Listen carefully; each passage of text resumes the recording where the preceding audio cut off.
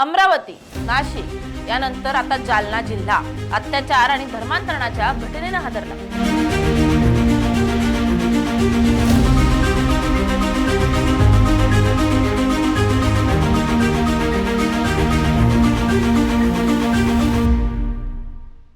अमरावती, नाशिक यानंतर आता जालना जिल्हा अत्याचार आणि धर्मांतरणाच्या घटनेने हादरलाय।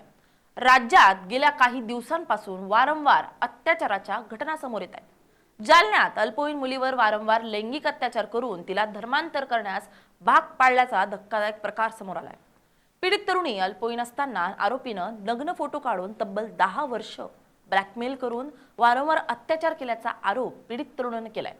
मागील 10 वर्षांपासून पीडिता आरोपीचा अत्याचार सहन करत होती। राक्षसी वृत्तीचा आरोपी तरुणीचा गैरफायदा घेत आणि तिचे फोटो सोशल मीडियावर व्हायरल करण्याची धमकी देत अनेक दिवस लचके तोडत राहिला। अखेर तरुणीनं धाडस दाखवत या राक्षसी वृत्तीला ठेचण्यासाठी पुढे येत पोलिसांकडे तक्रार दिली होती। पीडितेच्या तक्रारीनुसार भोकरदन तालुक्यातील वालसवंगी येथे आरोपी शेख इम्रान शेख हबीब यानं 2016 मध्ये पीडितेचे अंघोळ करताना आक्षेपार्ह फोटो काढले होते। याच फोटोच्या आधारे तिला ब्लॅकमेल करण्यास सुरुवात केली। फोटो व्हायरल करण्याची धमकी देऊन आरोपीनं तिच्यावर वालसावंगी, जालना आणि छत्रपती संभाजीनगर येथे वारंवार अत्याचार केल्याचा आरोप तक्रारीत आहे। एवढ्यावरच न थांबता आरोपीनं पीडितेवर हिंदू धर्म सोडून इस्लाम स्वीकारण्यासाठी दबाव टाकला। कपडे बदलण्यापासून ते नमाज पठणापर्यंत सक्ती केल्याचा गंभीर आरोप तक्रारीत नमूद आहे। याशिवाय कुराण वाचण्यासाठी तिच्यावर दबाव टाकल्याचं देखील तरुणीनं तक्रारीत म्हटलंय। या प्रकरणी पारत पोलीस ठाण्यात मुख्य आरोपी शेख इम्रान शेख हबीब यासह त्याला मदत करणाऱ्या त्याच्या आई वडिलांसह 4 जणांवर पॉक्सोसह जीवे मारण्याची धमकी आणि IT ऍक्ट नुसार गुन्हा दाखल करण्यात आला। या घटनेमुळे संपूर्ण परिसरात एकच खळबळ उडाली आहे। या प्रकरणी पोलीस अधिक तपास करत आहेत। मात्र हिंदू संघटना या प्रकारामुळे चांगल्याच आक्रमक झाल्यात। पारद पोलीस स्टेशनला आलेली तक्रारवरून आम्ही तिथे पॉस्को आणि बलात्कारचे सेक्शन्स खाली गुन्हा दाखल केले आहेत।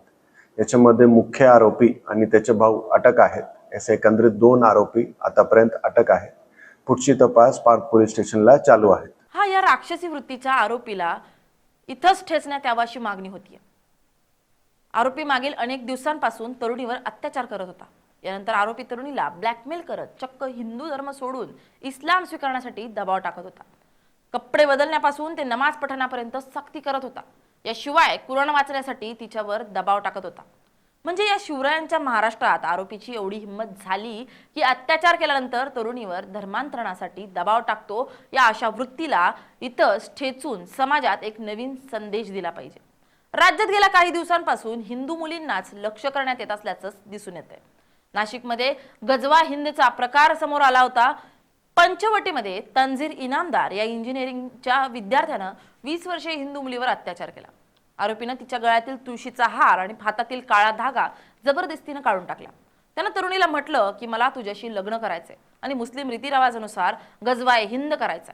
त्याच नाशिकमध्ये पुन्हा IT कंपनीतील धर्मांतरण प्रकरण समोर आलं।